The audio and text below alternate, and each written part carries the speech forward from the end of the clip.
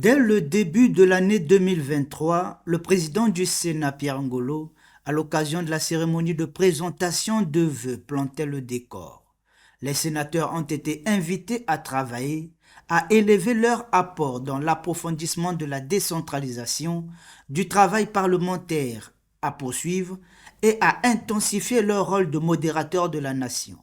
Vénérables sénateurs et chers collègues, très chers collaborateurs, nous amorçons le dernier virage de la troisième législature.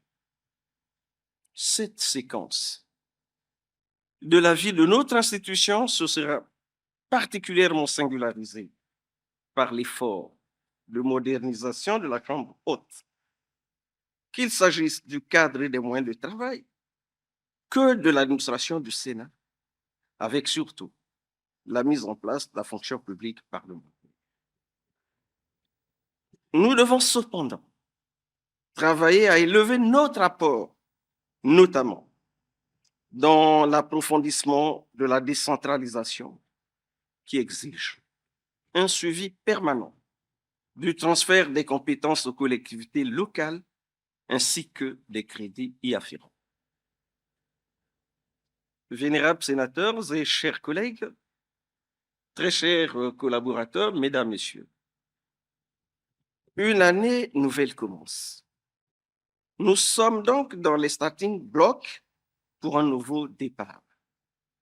Le travail parlementaire est à poursuivre sans atermoiement. Le contrôle de l'action gouvernementale par le déploiement des rapporteurs spéciaux et d'autres moyens, l'intensification de notre rôle de modérateur et de conseil de la nation nécessite une exécution optimale. 2023 a été une année riche en diplomatie parlementaire à la Haute Chambre. Le séjour de travail du président du Sénat à Moscou en Russie, à l'occasion de la deuxième conférence internationale Russie-Afrique qui s'est tenue du 19 au 20 mars, en est une illustration parfaite. À Moscou, Pierre Ngolo a mis en avant les bonnes relations de coopération qui lient le Congo et la Russie. Mobilisés sur la voie de la réalisation des aspirations profondes de nos peuples, nous devons nous préoccuper de rechercher, sans nous lasser un seul instant, à créer et à entretenir les conditions permissives des avancées sociales. Les peuples qui nous font confiance et nous délèguent de penser et d'agir en leur lieu et place attendent de nous, parlementaires, que nous travaillions à leur assurer le confort et la sécurité. Cela nous confère le statut de faiseurs et de défenseurs de la paix. En République du Congo, nous sommes préoccupés par la montée des tensions à travers le monde qui semble réveiller les vieux démons de la guerre froide. Face à de sérieuses menaces qui pèsent sur notre planète, de plus en plus exposée à la reconstitution de deux blocs aux relations tumultueuses, nous émettons le vœu aux décideurs de tous les coins de la Terre de privilégier la voie pacifique dans le règlement de tout litige. La paix, cette valeur essentielle pour la vie en société, que d'aucuns considèrent comme l'étoile qui doit nous guider et notre objectif le plus cher, est à ne pas aliéner. Elle est à ne jamais aliéner. Que nous disions toujours, vive la paix. À la tête d'une importante délégation des parlementaires de la Chambre haute en séjour de travail à Paris en France, Pierre Ngolo, président du Sénat avec sa suite, a été chaleureusement accueilli par son homologue français Gérard Larcher au Palais de Luxembourg, siège du Sénat français. Les deux personnalités ont eu un tête-à-tête, occasion pour les deux modérateurs de passer en revue les relations diplomatiques entre les deux États, mais aussi entre les deux Sénats. Nous sommes très attachés à ce que naisse une nouvelle coopération, notamment avec la République du Congo. République du Congo qui joue un rôle important dans l'ensemble de la région et du continent, avec un président qui est reconnu comme un sage. Et j'ai pris un engagement, donc je le fais devant vous, c'est que je viendrai à l'invitation du président du Sénat, au Sénat de la République du Congo, pour renforcer encore ce partenariat. Aujourd'hui est un jour mémorable. Nous venons de signer le protocole d'accord qui devra désormais régir la relation entre nos deux Sénats. C'est dire l'engagement que nous venons de prendre à partir de ce jour de renforcer la diplomatie parlementaire et de fait d'accompagner les gouvernements et les chefs d'État. La visite des sénateurs congolais au siège du Sénat français demeurera à jamais dans les annales de l'histoire des deux institutions.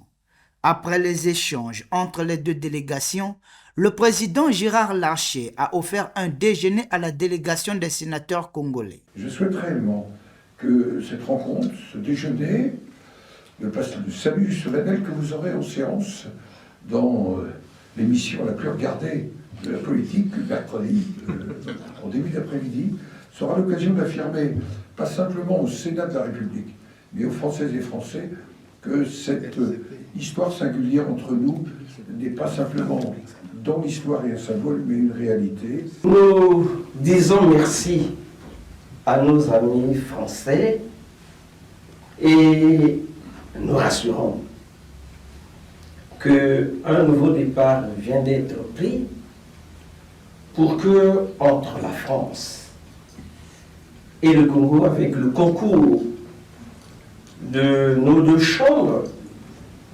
la coopération soit une coopération dynamique et fructueuse. La délégation des sénateurs congolais a été invitée à assister à la séance des questions d'actualité organisée dans l'hémicycle du Sénat français. Chers collègues, Madame la Première ministre, Mesdames et Messieurs les ministres, j'ai le plaisir de saluer dans la tribune d'honneur une délégation de 5 sénateurs conduite par Pierre Ngolo, président du Sénat de la République du Congo. Nous venons d'avoir un entretien particulièrement dense avec le président Ngolo et sa délégation sur nos relations bilatérales, mais aussi sur les récentes évolutions en Afrique. Nous avons signé un protocole de coopération parlementaire qui contribuera à enrichir les liens entre nos assemblées dans les prochaines années, en particulier sur le volet de la décentralisation et des relations de l'État avec les collectivités locales qui intéressent particulièrement nos partenaires congolais. Le Sénat français entretient de longue date d'excellentes relations avec le Sénat de la République du Congo. Ces rapports de confiance et d'amitié sont à l'image du partenariat étroit qui unit nos deux pays. Permettez-moi, mes chers collègues, de souhaiter en votre nom à tous, à nos homologues du Sénat congolais, la plus cordiale bienvenue, ainsi qu'un excellent et fructueux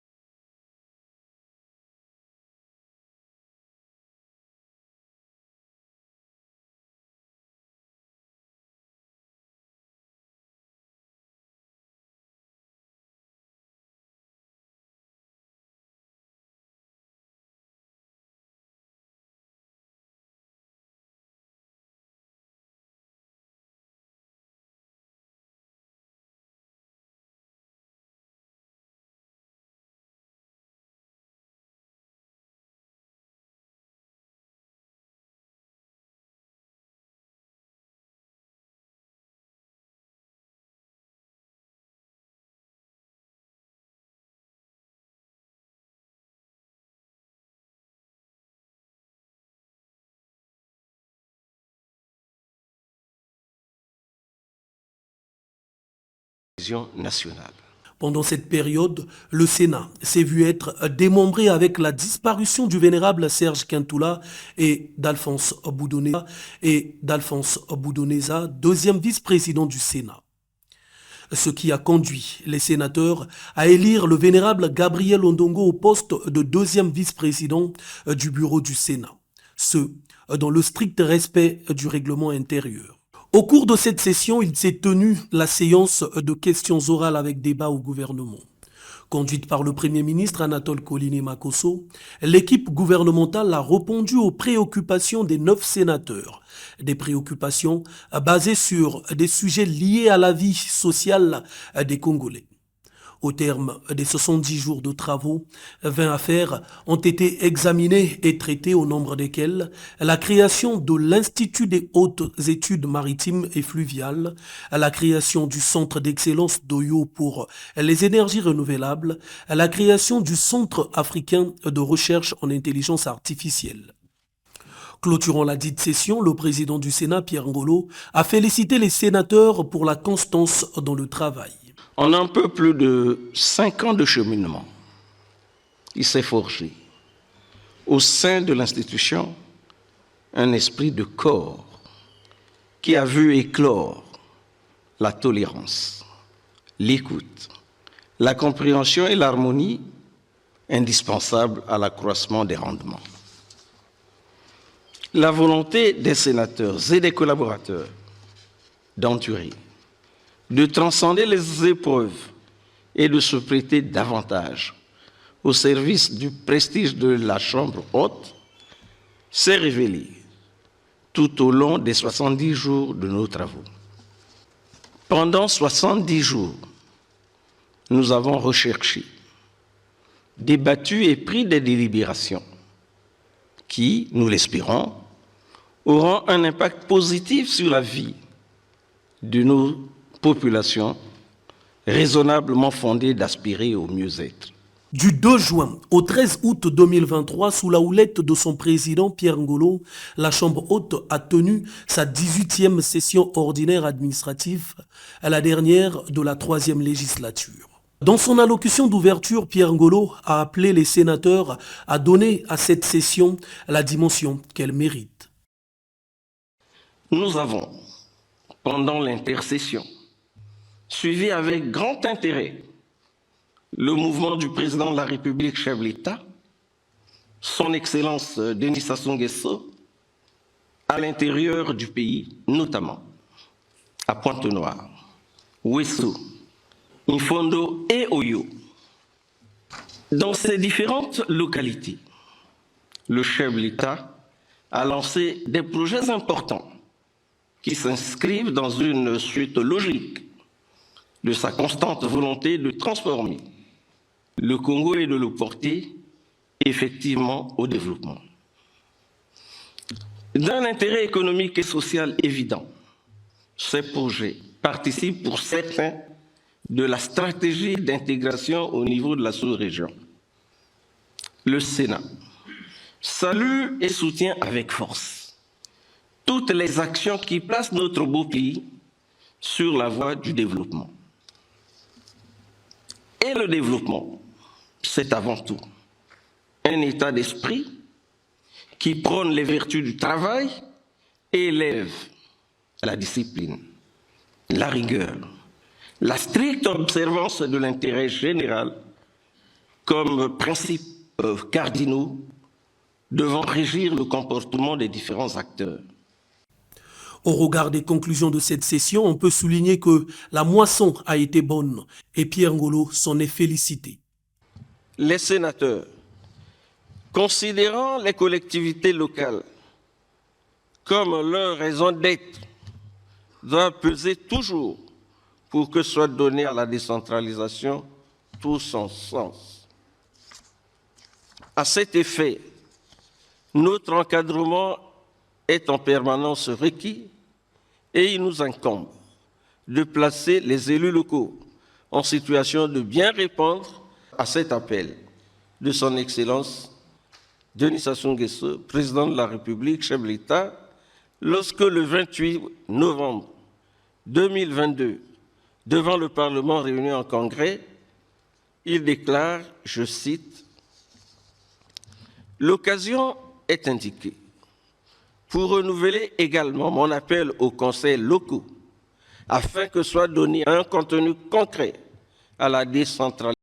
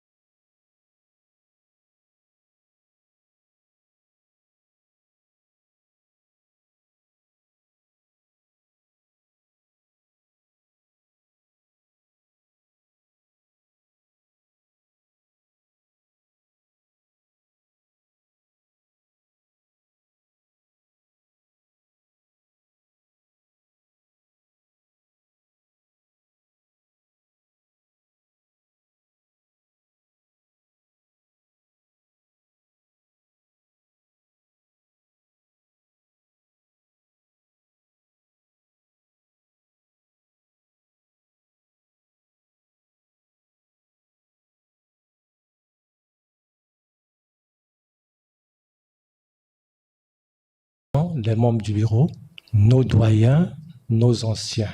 Nous venons ce jour auprès de vous pour que notre préoccupation soit pour vous une priorité de prise à cœur. Prenons la parole, le président du Sénat les a invités à plus de responsabilité et à la méthode. Posons le problème de façon responsable, pas dans un esprit de rivalité. 2 500 000, 3 millions, 200 000, ici on ne peut pas dire. Il s'agit d'obtenir que demain, s'il y a possibilité, bien, on garantisse un statut meilleur aux conseillers pour qu'ils ne se sentent pas comme abandonnés, délaissés. Il n'y a pas de raison. Je crois qu'il y a des évolutions et il faut en tenir compte, mais il faut aller de façon méthodique. La coopération entre le groupe de la Banque mondiale et le Congo était au centre des échanges entre le président du Sénat congolais et l'administrateur pour le Congo auprès de la Banque mondiale. Le but de cette mission, vraiment, écouter les institutions, vous écouter sur comment est-ce que vous voyez ce dialogue-là. Dans le cadre de la réforme du groupe de la Banque mondiale, où est-ce que vous trouvez, où est-ce que vous sentez qu'il faille mettre plus l'emphase, les priorités, mais aussi échanger avec vous sur le dialogue naturellement, les enjeux, ce qui ressort au cours des derniers jours, d'abord naturellement l'importance de la vision du leadership, la vision du politique, le rôle du politique dans l'agenda du développement, le PND, sa mise en œuvre, mais aussi les questions plus critiques sur le secteur de l'énergie, l'agenda climatique, le secteur de l'agriculture qui a aussi un énorme potentiel que nous voyons pas encore suffisamment porté à l'échelle au regard de ses potentialités. Ce sont des sujets qui ressortent très fortement. Au moment où nous étions sérieusement en difficulté, nous nous sommes retrouvés avec la Banque mondiale et le FMI. en décembre 2017. Ça se passait dans notre ancien siège là-bas du Palais des Congrès. Ce jour-là, après avoir relevé les insuffisances constatées dans la gestion, qui ont généré la situation que nous vivions, la situation grave au plan économique et financier, situation pour laquelle nous sollicitions le concours des partenaires, dont la Banque mondiale et le FMI.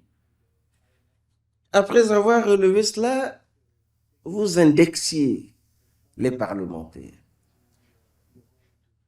Parce que, selon vous, les contre-performances enregistrées et qui étaient à l'origine de la situation grave que nous gérions étaient dues aussi par l'insuffisance du contrôle, notamment le contrôle parlementaire.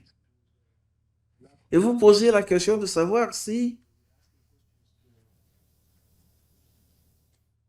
on devait vous accompagner en tirant les leçons de ce qu'on a vécu.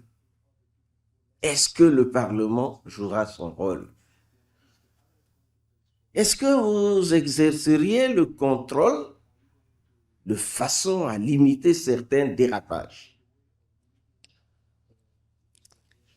Nous disions, et c'est l'engagement que nous prenions devant vous, nous disions, aidez-nous et nous-mêmes nous ferons l'effort qui s'impose pour qu'on ne continue pas à gérer constamment cette situation. Il faut quand même qu'on tire les enseignements du passé. Le Parlement jouera son rôle. Et il faut que, en matière de gouvernance, on sente une évolution. Je crois qu'on s'était compris. La Banque mondiale et le Fonds monétaire international ont résolu de nous accompagner. Et un accord a été signé. C'est dans le cadre de la gestion de cet accord que vous venez régulièrement au Congo, question de voir, question de faire le point. Et je dois, au nom du Sénat, vous remercier. Et nous saluons l'effort que vous faites pour nous aider. Et nous souhaitons que cette coopération se développe. C'est pour cela que j'ai dit, bon, y aurait-il d'autres observations? Si oui, faites-les nous. Parce que nous ne sommes pas toujours censés saisir les limites de notre action. C'est beaucoup plus les observateurs qui sont les mieux placés. Pour ce qui est entrepris, nous pensons que le partenariat se développe assez bien.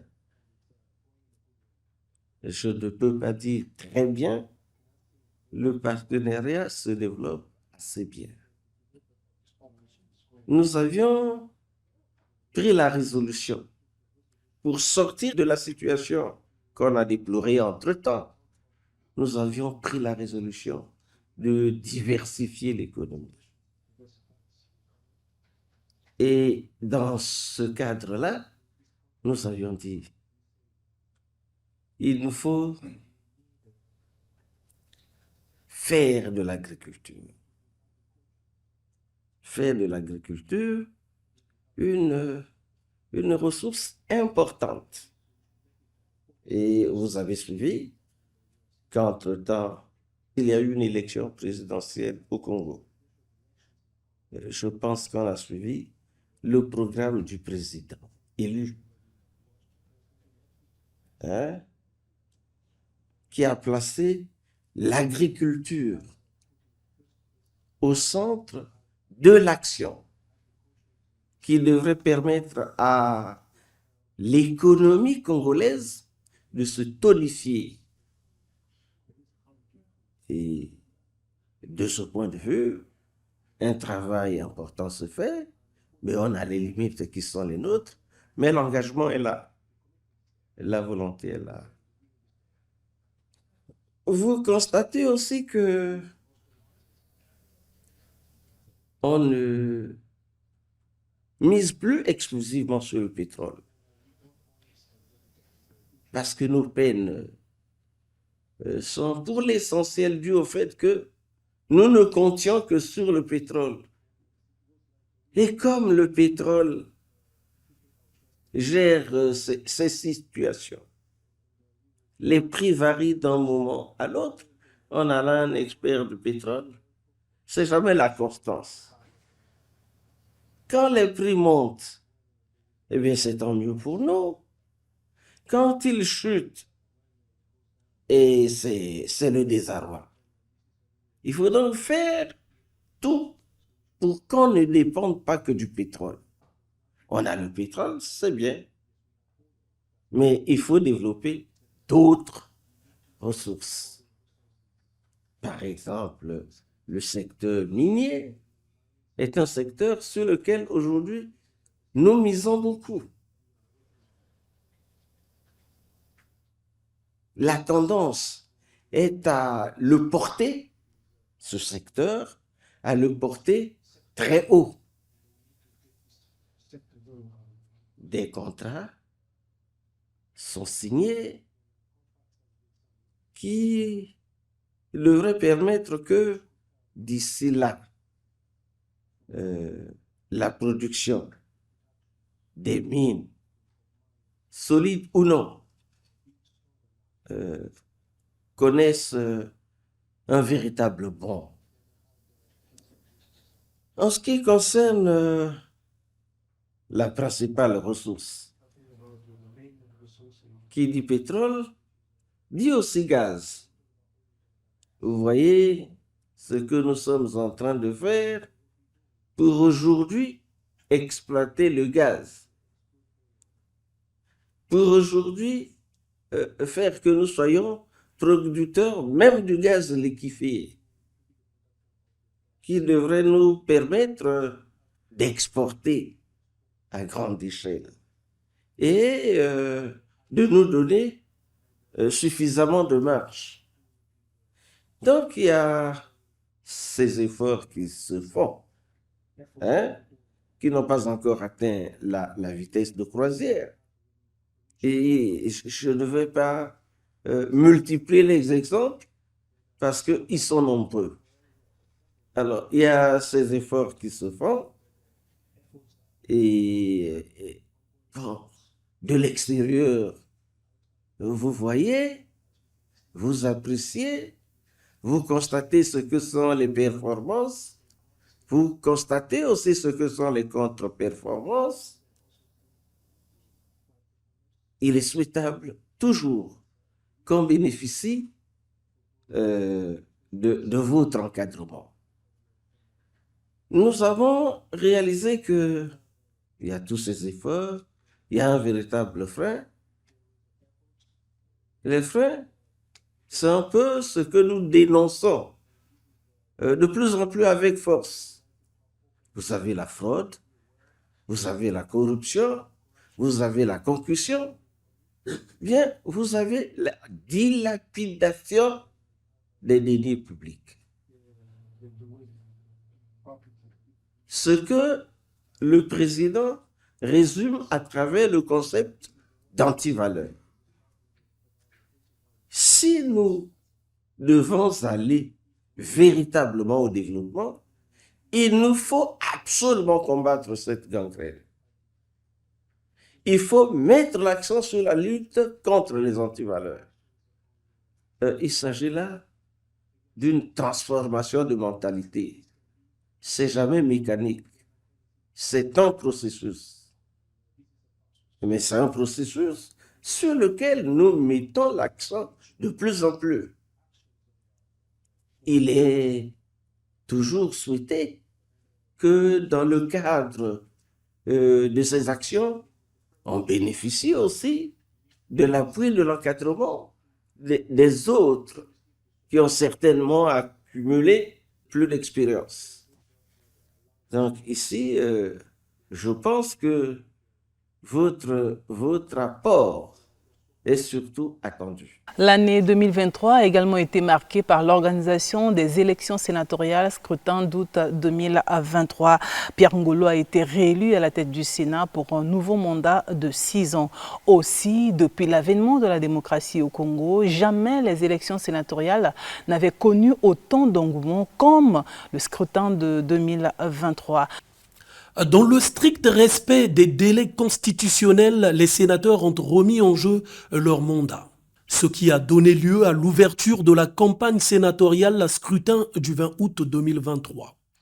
Depuis l'avènement du bicaméralisme au Congo, jamais l'on a assisté à une campagne aussi mouvementée pour l'élection sénatoriale, ce qui témoigne de la vitalité de la démocratie congolaise. Nous pouvons vous faire confiance. Nous espérons que le 20 août, aucune voix ne nous manquera. Et on nous a demandé de développer la collaboration avec les conseillers. Ce message n'est pas que le message des conseillers de Mungali. C'est un message de l'ensemble des conseillers sur toute l'étendue du territoire national. Parce qu'il est arrivé qu'on reproche aux sénateurs de manquer de développer la collaboration, la complicité avec les mandants. Ici, nous sommes à Brazzaville. Si ce reproche peut avoir un certain sens dans certains départements, nous pensons que le temps que nous avons passé ensemble ne justifie pas pour le cas de Brazzaville ce reproche, cette critique. Le 20 août 2023, sur l'ensemble du territoire national, les conseillers municipaux et départementaux ont procédé à l'élection des sénateurs. Une élection qui avait permis de renouveler la structuration de la Chambre haute du Parlement congolais. C'est ainsi qu'à l'occasion de la session inaugurale, le Sénat s'est vu être doté d'un nouveau bureau. À l'issue de l'élection qui a reconfiguré le bureau du Sénat, Pierre Ngolo a été réélu président du Sénat avec un pourcentage de 100%. Il est suivi du vénérable Ralco Mwanda Kitinga, qui occupe le poste de premier vice-président. Gabriel Ondongo, deuxième vice-président. Premier secrétaire, Julien Epoula. Deuxième secrétaire, Elisabeth Mapa. Première questeur, Carole Andrea Sassou-Nguesso. Deuxième questeur, Pierre-Justin Makosso. L'acte historique qu'ils viennent ainsi de poser au nom de l'Assemblée de la République me met certes en position de privilégié dont on ne peut qu'être fier, mais m'investit plus d'une lourde charge qui braque sur moi les exigences et les attentes des citoyens ainsi que de la nation. C'est pour moi l'occasion de remercier infiniment son Excellence Denis Sassou Nguesso, président de la République, chef d'État. À lui, merci. Grand merci pour la confiance renouvelée à mon égard. J'ai pleinement conscience de cette marque d'attention. Je lui dis merci. Grand merci pour tous les sacrifices qu'il a consentis et qu'il n'arrête de consentir pour le Congo et pour la démocratie que notre peuple s'est choisi comme voie de développement après une critique acerbe du système monopartite. Cette session inaugurale aura été un moment d'identification des priorités stratégiques, des objectifs et des lignes directrices qui guideront l'action à venir du Sénat. La rétrospective de la mandature précédente, qui a mis en évidence les succès engrangés et cerné les limites constatées, a placé la 4e législature sous le signe de l'excellence.